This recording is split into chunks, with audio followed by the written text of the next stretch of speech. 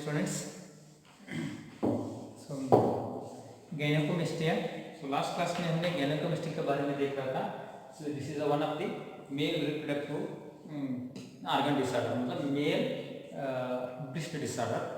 So in gynecomastia, what happens in gynecomastia? The male breast becomes excessive enlargement, either one side, either both sides. Excessive enlargement of the breast in males, that is a abnormality condition.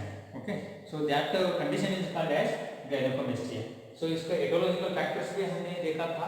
Aetiological factors में सो pubertal age में hormonal excessive release होने से हो सकता है, liver disorder होने से भी हो सकता है, ओबेस पर्सन से भी हो सकता है, क्योंकि लिवर डिसऑर्डर में क्या होता है, the liver is unable to clear the estrogen levels, so that's why the estrogen level और the estrogen hormone helps to multiplication of body cells, the most probable in the glandular cells of the breast का glandular cells में multiplication करते हैं. तो इसकी वजह से gynecomastia होने का चांसेस होता है. Okay, and in obese persons में एंड्रोजन ईस्ट्रोजन में कन्वर्ट होने चालू होता है. सो ईस्ट्रोजन हो गए तो ईस्ट्रोजन हार्मोन सेल्स को मल्टीप्लाई करता है, सेल्स को मल्टीप्लिकेशन करने से सो gynecomastia दिखता है. सो इसका साइन एंड सिम्टम्स में हमने देखा था, पैथोफिजियोलॉजी में देखा था. आज हमने डायग्नोस्टिक इवैल्यूएशन के बारे में हम बात करेंगे gynecomastia का.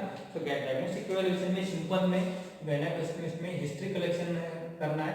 Okay, history collection regarding periods of gynecomastia और कब से कितना दिन से gynecomastia दिखते रहे, एनलार्जमेंट ब्रेस्ट एनलार्जमेंट मेल्स में कब से दिखने चालू हो गए, history. Okay, previous history, past history, present history, पूरा हिस्ट्री लेना है पेशेंट से. ओके, फिजिकल एग्जामिनेशन में हेड टू टो एग्जामिनेशन में तो सबसे पहला फिजिकल एग्जामिनेशन में तो in chest examination breast examination करना है. इन चेस्ट में ब्रेस्ट एग्जामिनेशन करना है. ओके, ब्रेस्ट एग्जामिनेशन में क्या क्या करना है, pain, tenderness, enlargement, size, this all should be okay examined during the physical examination. Okay, by the physical examination, okay, so it is easily accessible of the gynecomastia. History, physical examination, so along with this routine blood investigations are also important for the detection of secondary any abnormalities like CBC, okay, total count, platelet count, WBC count, RBC count, these are all because of the if any abnormal or any secondary disorders are present in the patient. Okay, any severe infection, WBC increase over the severe infection लगता है.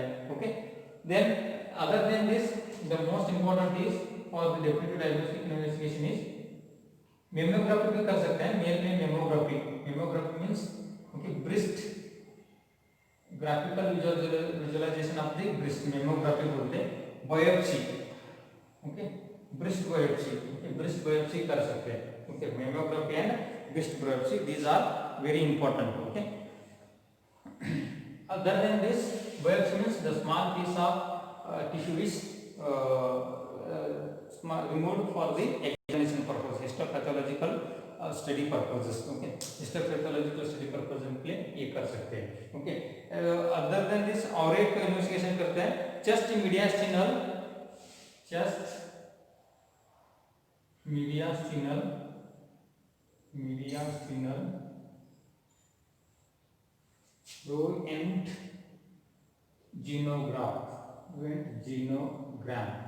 Roentgenogram. Okay, so chest mediastinal Roentgenogram, this is one of the just like a X-ray. Okay, chest mediastinal, chest का mediastinal का okay genogram, Roentgenogram करना है. So this is just like a X-ray of the chest. Chest X-ray जैसा होता है, ये भी एक इन्वेस्टिगेशन कर सकते हैं. Okay, this mammography biopsy that provide the definitive diagnostic evaluation of the gynecomastia detection करने के लिए वो तो इन्वेस्टिगेशन काफी है. इसमें से हम मालूम होता है मोस्ट प्रोबेबली फिजिकल एग्जामिनेशन में भी अपेयर होता है enlargement of the breast in the mails. Okay, physical examination में भी हमको पता चलता है कि क्या होगा इसमें. ओके, सो नेक्स्ट इसका आगे का नेक्स्ट पार्ट हम देखेंगे management of gynecomastia. Management of gynecomastia, क्या मैनेजमेंट करता है. Okay, there is no particular management for the gynecomastia. This it will be disappear. Okay, itself it will be disappear itself.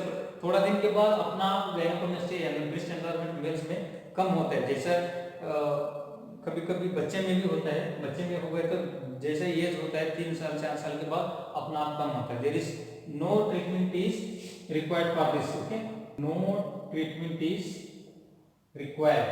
No treatment is required. Okay, actually no treatment is required, but it will be disappear itself only. It will be disappear itself only. Okay, अपना आप खुद क्या होता है, disappear होता है. Okay, if suppose secondary, okay, secondary disorders are present. secondary disorder है, for example cirrhosis of liver है, cirrhosis of liver है तो, और पर्सन ओबेस है, ओके, ओबेस पेशेंट है, ओके, और अगर एक्सेसिव गोनाडोट्रोपिन रिलीजिंग, गोनाडोट्रोपिन ज्यादा रिलीज हो रहा है प्यूबर्टल एज में, क्योंकि उस टाइम पे क्या करना है, treat the underlying cause, treat the underlying cause, underlying cause को ट्रीट करना है. ओके, किसके लिए हो रहा है, सेकेंडरी रीजन से हो रहा है. For example cirrhosis of liver है, सिरोसिस ऑफ लिवर को ट्रीट देना करना है. सिरोसिस ऑफ लिवर को ट्रीट करने से गैनोकोमेस्टिया अपना आप ठीक हो जाएगा. सिरोसिस ऑफ लिवर का ट्रीटमेंट, सिरोसिस ऑफ लिवर एक सेपरेट वीडियो बनाया मैंने, उसमें आप देख सकते हैं ये ट्रीटमेंट क्या होता है सिरोसिस ऑफ लिवर का. ओके, इस तरह से है. अगर suppose sometimes the surgical procedures are also conducted, surgical management, if suppose it will not disappear by itself or by the treatment of the secondary disorder. हमने secondary disease को treat करने के बाद भी और अपना आप ये खुद भी अगर ट्रीट नहीं हो गया तब सर्जिकल मैनेजमेंट करना है. ओके, सर्जिकल मैनेजमेंट करके भी ये क्या कर सकते हैं, सर्जिकल मैनेजमेंट करके भी ये हम ट्रीट कर सकते हैं. सर्जिकल मैनेजमेंट में ठीक है, most simple surgical procedure that is called as liposuction. Surgical management is called as liposuction. Lipo means lipid, fat, suction means suck out, to remove. okay, fat removed from the breast glands और breast से जो ज्यादा fat collected है, enlarged fat है, enlarged मास है, वो मास को क्या करना है, रिमूव करना है. That is a liposuction, that is called as liposuction. Surgical management of gynaecomastia is liposuction, means it is a the enlarged fat tissue is removed from the breast, that is the liposuction. okay, otherwise mastectomy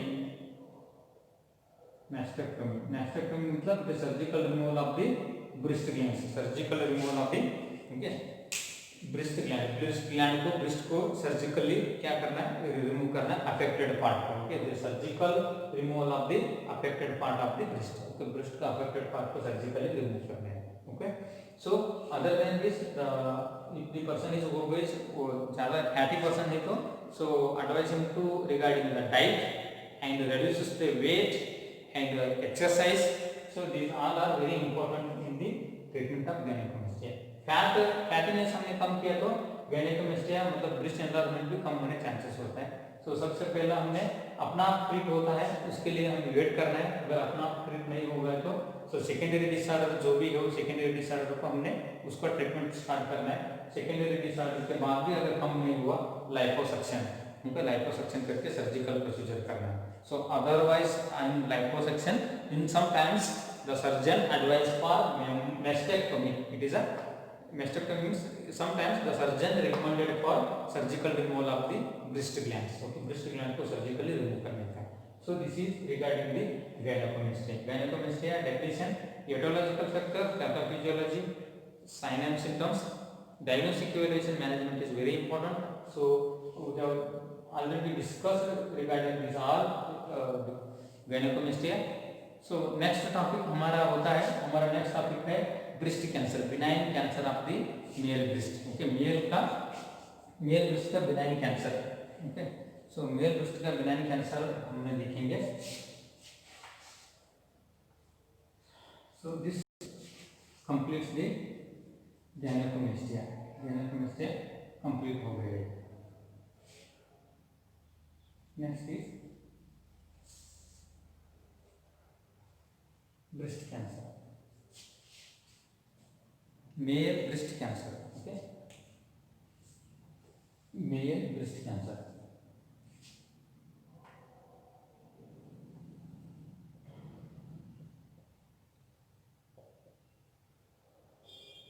mail breast cancer that is a benign cancer.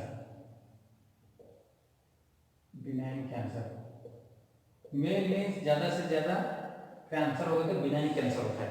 So cancer में दो types का होता है। So there are two types of cancer, one is benign cancer, benign, and another one is malignant, benign cancer and malignant. Okay, दो types के cancer होने के chances होता है ब्रेस्ट में, benign cancer and malignant. Malignant cancer male में तो नहीं हो सकता है, सो मोस्ट वेरी रेयर है। ओके, सो ये फीमेल में होता है। सो बिनाइन कैंसर हो सकता है, बिनाइन मतलब it is a localized growth. Benign में मैलिग्नेंट में क्या फर्क है? बिनाइन मतलब it is a localized growth, localized growth, local mass growth होता है। लोकल में मतलब सिर्फ एक ही जगह में एनलार्जमेंट होता है। मैलिग्नेंट में क्या होता है? मैलिग्नेंट में मतलब okay it involves the surrounding tissue, surrounding organs को क्या करते हैं? स्प्रेड होने चालू होता है। ओके, ये स्प्रेड कर सकते हैं। So benign is not metastasize, not metastasis, ये मेटास्टेसिस नहीं होता, मतलब दूसरा ऑर्गन को स्प्रेड नहीं करता है। तो मैलिग्नेंट ट्यूमर मेटास्टेसिस होता है। ओके, मतलब दूसरा ऑर्गन को स्प्रेड कर सकते हैं। ओके, सो ट्रीटमेंट, इसको बिनाइन कैंसर को ट्रीटमेंट इजीली सर्जरी के बाद वापस होता नहीं है। Surgery, after surgery so good prognosis good होता है, वापस आता नहीं है। मैलिग्नेंट क्या होता है? So after surgery also there is a possibility of spread. Okay, surgery के बाद भी अगर थोड़ा बहुत कैंसर सेल्स बचा तो उससे स्प्रेड होने के चांसेस होता है। उसका प्रोग्नोसिस अच्छा रहता है, मतलब उसका ट्रीटमेंट हम अच्छे से गुड प्रोग्नोसिस रहता है, उसका प्रोग्नोसिस गुड होता है, तो उसका प्रोग्नोसिस वेरी पुअर होता है। मतलब मैलिग्नेंट कैंसर हो गया, उसका ट्रीटमेंट पेशेंट को इतना ज़्यादा इफेक्टिव नहीं हो सकता है। पेशेंट क्योर होने में बहुत चांसेस कम है। सो इस तरीके से दो टाइप्स के कैंसर आता है, बिनाइन कैंसर, मैलिग्नेंट कैंसर। सो मेल में ज़्यादा से ज़्यादा मोस्ट कॉमनली होता है, मतलब कैंसर होता नहीं है। सबसे पहला मेल में ब्रेस्ट कैंसर होता नहीं है, अगर हो गया तो भी बिनाइन कैंसर हो सकता है, वो भी 1%। ओके, 100 में से 1% को कभी कभी हो सकता है, नहीं तो वो भी नहीं होता breast cancer, very rare. Okay, this is the male breast cancer means okay benign cancer of the male breast. Okay, benign cancer of the male breast, benign cancer of the male breast. Okay, male breast benign cancer हो गया तो उसको हमने breast cancer बोलते हैं। Okay, benign cancer, only 1% of the men are affected, only 1% of the men affected from only 1% of men affected from benign cancer, benign male breast, benign male breast. Okay, benign male breast only 1% people उसको affect होने का chances है। Okay, so next इसका aetiological factor क्या होगा, क्यों mail में breast cancer, benign cancer हो सकता है, इसके बारे में हम आगे देखने चालू किया। तो so causes of male breast cancer, okay, benign cancer, male benign cancer, male breast cancer. Okay, so क्या कॉजेस होगा? So first one is mutated genes. So first aetiology हम बोलते हैं, उसका रीजन हम ढूंढते गए तो फर्स्ट रीजन हो सकता है mutated genes, mutated jeans.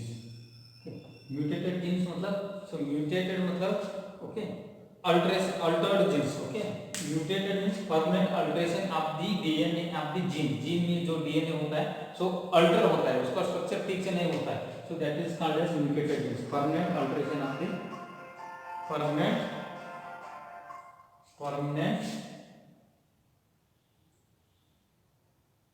Alteration of jeans.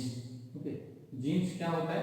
Permanent alteration होता है, उसको हमने क्या बोलते हैं? म्यूटेटेड जीन्स बोलते हैं। म्यूटेटेड जीन्स है तो मेल का ब्रेस्ट का जीन्स में म्यूटेटेड है तो क्या अल्टरेशन है तो तभी वो बिनाइन मेल कैंसर होने के चांसेस होते हैं। सो उसके अलावा भी और सो वेरी रेयर कंडीशन है, it is a very rare male breast cancer आपका बहुत रेयर है, वो आता नहीं है सर, हो गया तो भी बहुत रेयरली होता है। सो नेक्स्ट हो सकता है फैमिली हिस्ट्री से, फैमिली हिस्ट्री में है तो भी हो सकता है family history. Okay, family history में अगर किसी को मेल में किसी को ब्रेस्ट कैंसर है तो मेल में बिनाइन कैंसर होने के चांसेस होता है, मेल में ही होने का, तभी मैं family history. Okay, so next genetical history. Okay, so genetical history, genetical history, family history, genetically history है तो जेनेटिकल हिस्ट्री फैमिली हिस्ट्री दोनों एक तरफ से सेम ही आता है। Okay, otherwise previous history of breast cancer और हिस्ट्री ऑफ ब्रेस्ट कैंसर से पहला कभी हुआ था, पहला 10-15 साल पहला, previous history of breast cancer, previously अगर ब्रेस्ट कैंसर है तो तभी भी ये हो सकता है। ओके, सो और कौन सा रीजन में हो सकता है, गैनिकोमेस्टिया, गैनिकोमेस्टिया। ओके, ये सारे क्या है, ये एटोलॉजिकल फैक्टर्स बनते हैं बिनाइन कैंसर होने में, मेल में बिनाइन कैंसर करने में ये एटोलॉजिकल फैक्टर बन सकते हैं। ओके, सर ये क्या है मेल ब्रेस्ट कैंसर का, ये इतना इंट्रोडक्टरी पार्ट है। मेल ब्रेस्ट कैंसर क्या है, it is a benign cancer of the male breast, only 1% of the men affected from the male benign cancer of the breast. Okay, it is a very rare condition in the male, male में बहुत rarely ये condition देखने मिलता है। Okay, अब उसका what are the etiological factor, etiological factor is most probably सबसे the most etiological factor is unknown factor, so without knowingly हो सकता है। second one is क्यों हो सकता है, सो म्यूटेटेड जीन्स है तो, okay, alteration in genes, permanently genes में अल्ट्रेशन है तो तभी हो सकता है, फैमिली हिस्ट्री में है तो हो सकता है, जेनेटिकल हिस्ट्री में है तो हो सकता है, previous history of benign cancer है तो भी वापस वो कैंसर डेवलप होने का चांसेस है, मोस्ट रेयरली चांसेस है। ओके, आइदर गैनिकोमेस्टिया है, ब्रेस्ट एनलार्जमेंट है, वही ब्रेस्ट एनलार्जमेंट अगर ट्रीट नहीं किया, वही ब्रेस्ट एनलार्जमेंट क्या हो सकता है, सो मेल ब्रेस्ट कैंसर बनाने का चांसेस भी हो सकते हैं। ओके, सो इस तरीके से देन इसका पैथोफिजियोलॉजी एंड क्लिनिकल सिम्टम्स हमने नेक्स्ट क्लास में देखेंगे।